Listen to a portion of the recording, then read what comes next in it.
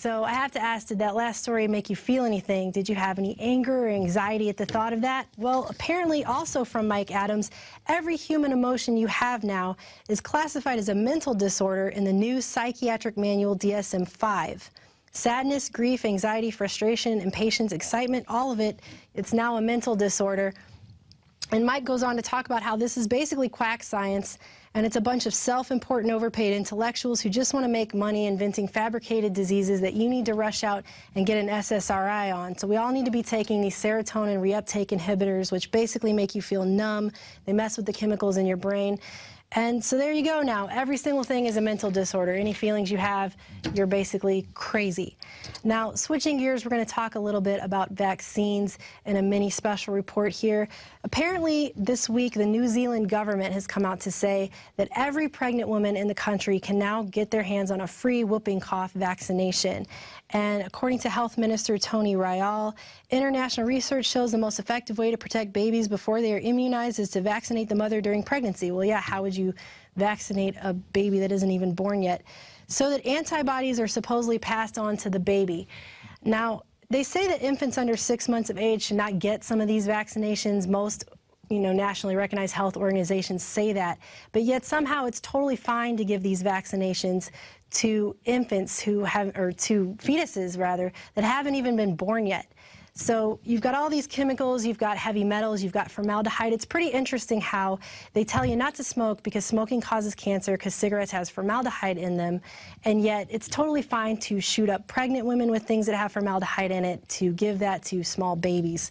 It's pretty disgusting, and if it makes you sick, it makes me sick too, but don't rush out and get a vaccination. Actually, interesting enough on this whooping cough thing, Mike Adams put out another report. Vaccine failure admitted. Whooping cough outbreaks are higher among children who are already vaccinated. And this was actually a study led by Dr. David Witt of the infectious disease area there at Kaiser Permanente Medical Center, and he expected to see that the unvaccinated children were the ones winding up with whooping cough, but what he actually found was that these outbreaks were higher among the vaccinated children. And the same article went ahead to talk about how these vaccines have never been tested for long-term effectiveness. GlaxoSmithKline has never studied the duration of the vaccine's protection. And the doctors also went ahead to admit that even though it doesn't provide lasting protection, they should still go ahead and get it. And Mike breaks this down. He says, let me get this straight. Whooping cough infections are more common among already vaccinated children.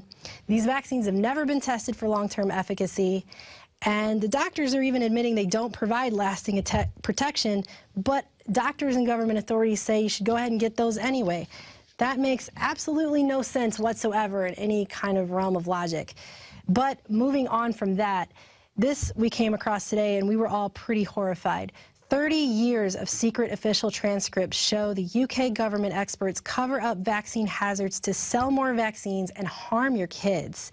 And this was a doctor who was doing investigative medical research and found 30 years of secret transcripts showing that the UK government vaccine committees and the supposedly independent medical experts that they had were deliberately concealing information from parents for the sole purpose of getting them to comply with the official vaccination schedule, and that they'd been doing it for 30 years.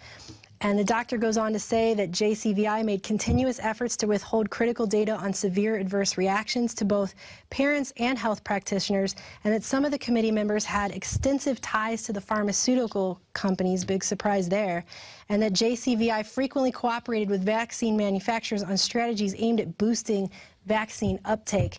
And what they found from these 30 years of transcripts is basically a bunch of horrifying information that I'm going to go over real quick here. Instead of reacting appropriately by re-examining existing vaccination policies, when safety concerns were identified, the JCVI either took no action or selectively skewed or removed unfavorable data. They significantly restricted vaccination criteria to increase rates. They made amendments to their data sheets. They also relied on methodologically dubious studies.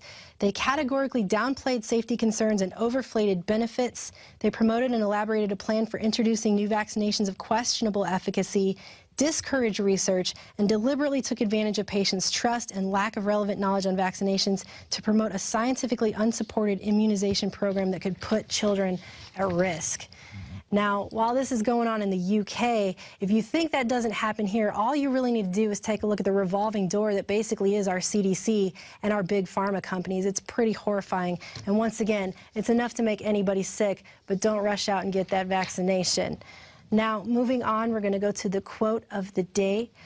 The very word secrecy is repugnant in a free and open society. And we are, as a people, inherently and historically opposed to secret societies, to secret oaths, and to secret proceedings. And that's from John F. Kennedy. And a lot of people believe that this speech is one of the speeches that led to him getting assassinated, in addition to the fact that he wanted to put the Federal Reserve out of business.